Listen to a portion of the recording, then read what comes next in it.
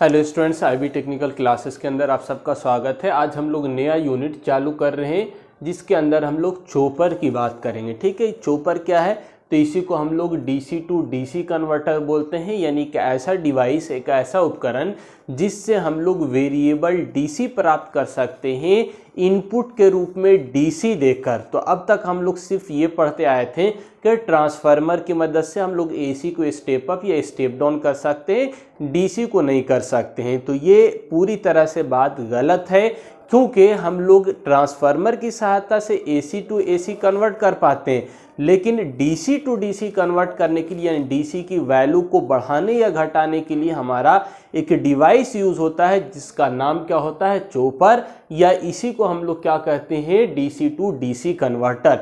यानी आप 5 volt DC देकर 10 वोल्ट डीसी प्राप्त कर सकते हैं, 15 वोल्ट डीसी प्राप्त कर सकते हैं, या 2 वोल्ट डीसी प्राप्त कर सकते हैं। यानी आप अपने आवश्यकता के अनुसार एक फिक्स डीसी देकर वेरिएबल डीसी प्राप्त कर सकते हैं। तो इसी डिवाइस उपकरण का नाम चॉपर होता है, जो कि वेरिएबल डीसी प्राप्त करने के लिए यूज किया जाता है।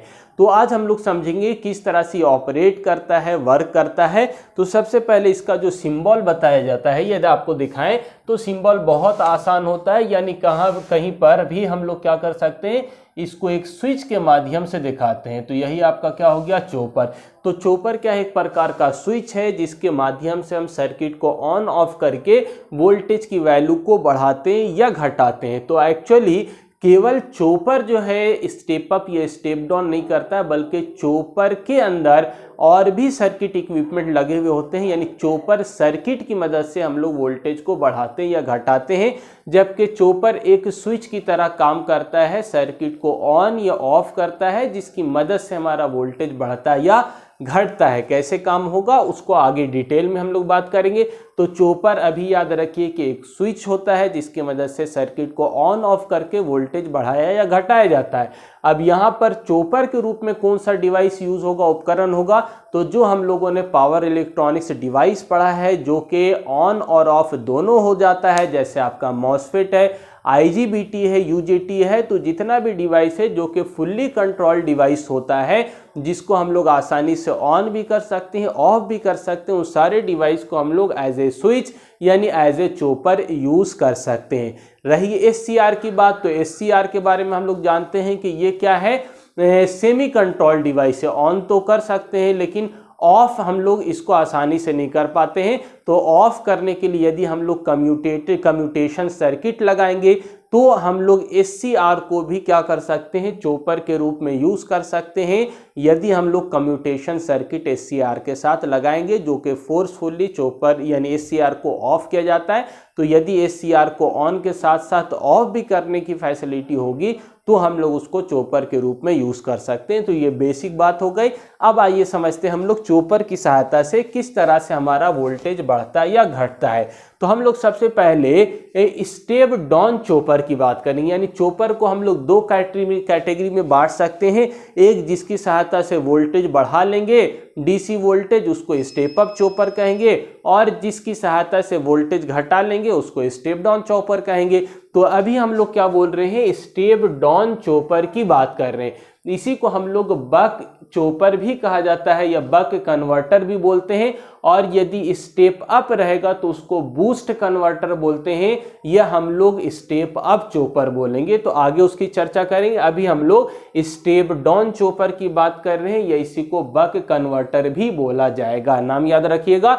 तो क्या होता है इसके अंदर? हम लोग इनपुट के रूप में डीसी वोल्टेज दे रहे हैं, डीसी सप्लाई दे रहे हैं, यानी इसमें पोलैरिटी चेंज करने की बात नहीं होगी रेक्टिफायर की तरह पर कि एक बार पॉजिटिव साइकिल एक बार निगेटिव साइकिल, इसमें नहीं है। इसमें कंटिन्यूअस आपको सेम ही साइकिल, क्योंकि डीसी इनपुट है, डीसी वोल्टेज है, तो पोलैरिटी चेंज नहीं होगी, पॉजिटिव है निगेटिव, ये टर्मिनल फिक्स रहेगा। इसके साथ क्या लगाया है? चॉपर लगाया है, जो कि एक स्विच की तरह बिहेव करेंगे। उसको यूज करेंगे हम लोग, ऑन भी कर सकते हैं, ऑफ भी कर सकते हैं। साथ में हम लोग क्या लगाया? इंडक्टर लगाया है, फ्रीव्हीलिंग डायोड लगाया है। किस लिए लगाया है अभी तुरंत आपको पता चल जाएगा, वर्किंग बता रहे हैं। यहाँ पर लोड लगाया है। तो ये कंप्लीट कंस्ट्रक्शन हो गया किसका, स्टेप डाउन चॉपर का। तो चॉपर आपका यहाँ पर लगा हुआ है, लेकिन ये चॉपर सर्किट बोला जाएगा इसको, जिसकी मदद से हम लोग वोल्टेज को स्टेप डाउन करेंगे। काम कैसे होगा ध्यान से समझिएगा, बहुत आसान है ये चॉपर चैप्टर, बहुत आसानी से आपको क्लियर हो जाएगा। तो हम लोग सिंपली वीएस सप्लाई वोल्टेज दिया और ये डीसी वोल्टेज है, कंटिन्यूअस जाएगा, तो डीसी जो इनपुट रहेगा वो कांस्टेंट रहेगा, लेकिन ये चॉपर को हम लोग ऑन या ऑफ कर सकते हैं। तो दो तरह का ऑपरेशन हम लोग कराते हैं, एक बार ऑन रख के काम कराते हैं, दूसरे बार ऑफ रखेंगे हम लोग इसको। जितना हम लोगों को रिक्वायरमेंट है उतना देर हम लोग ऑन या ऑफ कर सकते हैं, यानी ऑन पीरियड या ऑफ पीरियड हमारे हाथ में होता है, जिसकी सहायता से हम लोग आउटपुट वोल्टेज को चेंज कर सकते हैं। अब ध्यान से देखिए कि यदि चॉपर क्या है, ऑन है, चॉपर ऑन का मतलब क्या हुआ, अब यहाँ से दो अलग सर्किट आप बना सकते हैं, व्हेन चॉपर ऑन, और दूसरा आप सर्किट बना सकते हैं व्हेन चॉपर ऑफ। तो हम एक ही सर्किट से आपको बता रहे हैं, आप इसका दो और सर्किट बना लीजिएगा ताकि आपको आसानी से याद रहे।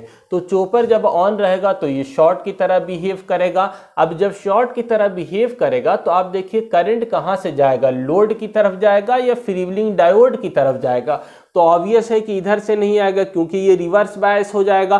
तो करंट कहाँ से जाएगा, लोड की तरफ से, यानी जब चॉपर ऑन रहेगा तो करंट का डायरेक्शन आपका चॉपर, इंडक्टर और लोड से होता हुआ सोर्स की तरफ आएगा, ये वाला पाथ फॉलो करेगा, आई नॉट आपको मिल जाएगा।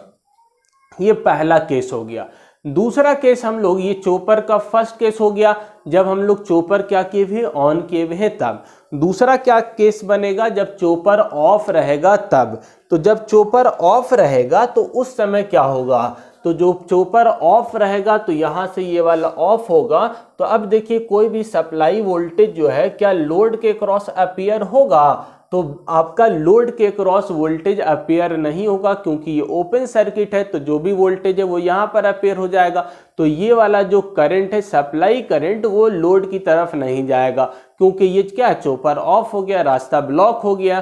तो अब जो करंट है क्या लोड के क्रॉस करंट फ्लो होगा, तो हाँ होगा। क्यों होगा, क्योंकि इंडक्टर हम लगाए हुए हैं यहाँ पर। तो इंडक्टर लगे हुए होने की वजह से हमको मालूम है इंडक्टर जो क्या है, जब ऑन रहेगा तो चॉपर के द्वारा जब करंट फ्लो करता है तो इंडक्टर एनर्जी स्टोर करता रहता है।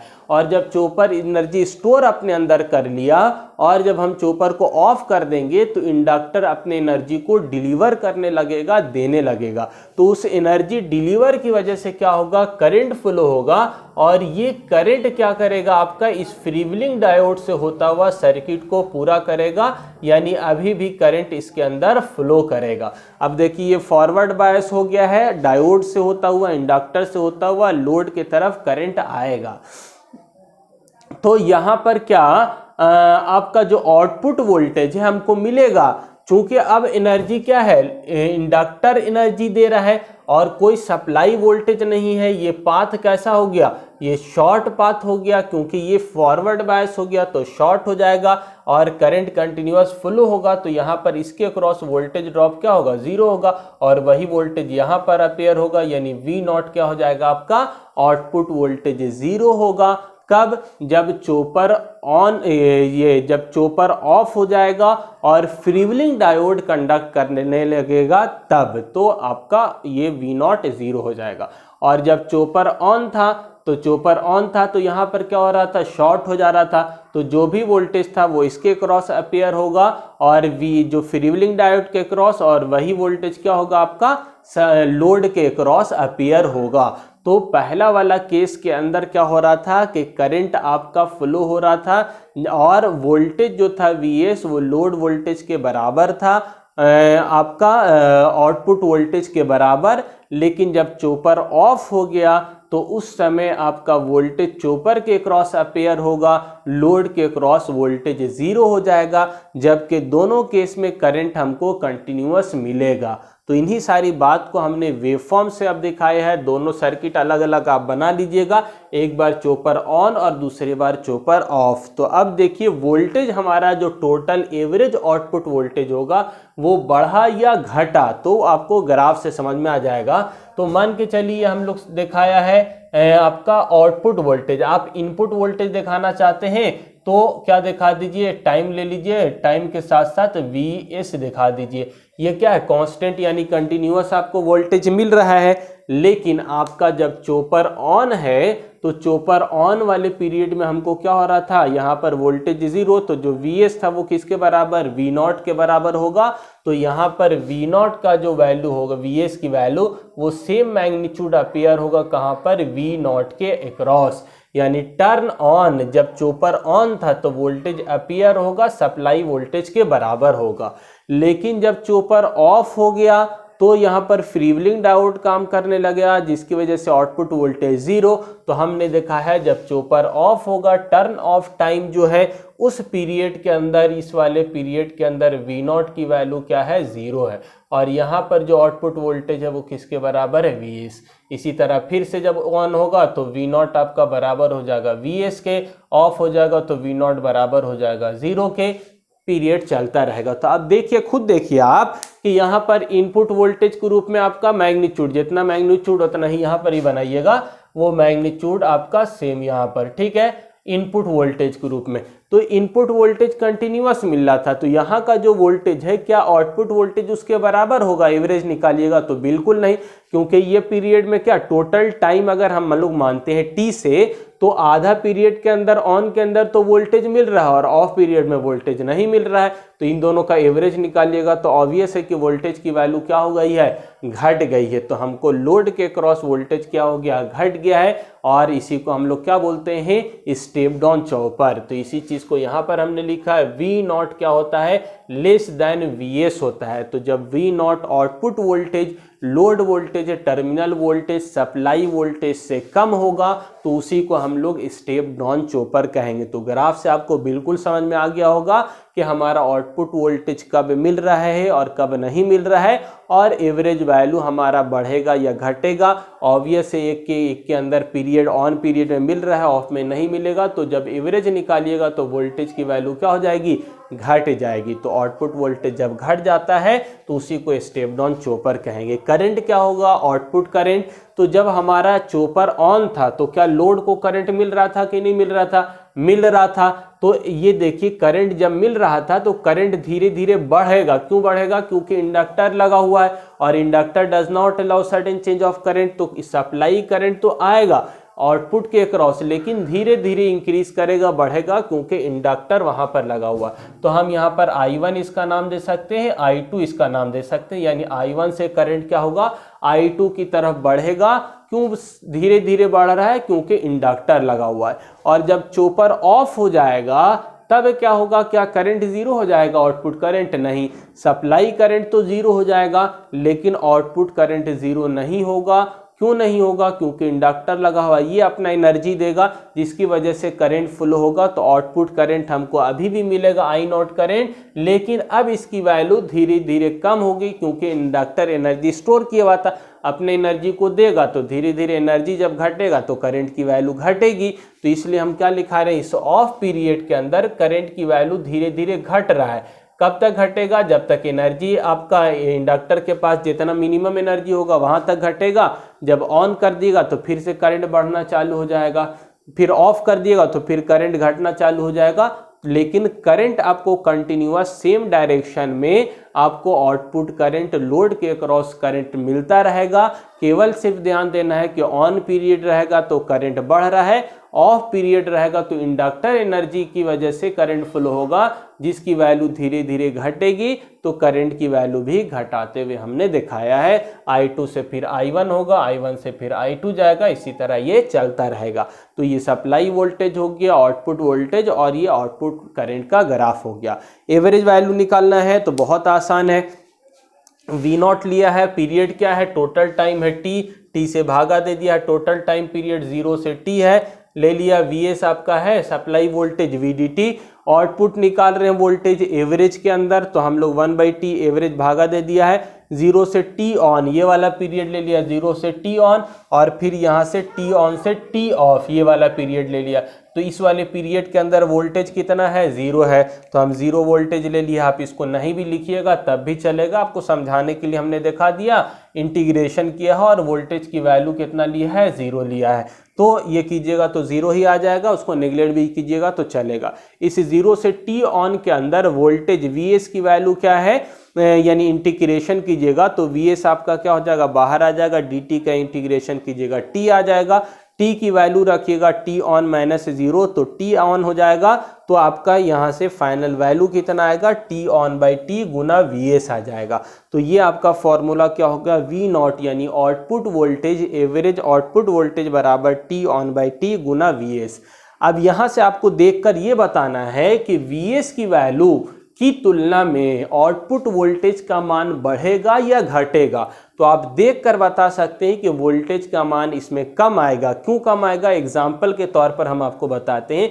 जैसे टोटल टाइम पीरियड आपका कितना है, मान के चलिए 10 सेकंड टोटल टाइम पीरियड आपका t।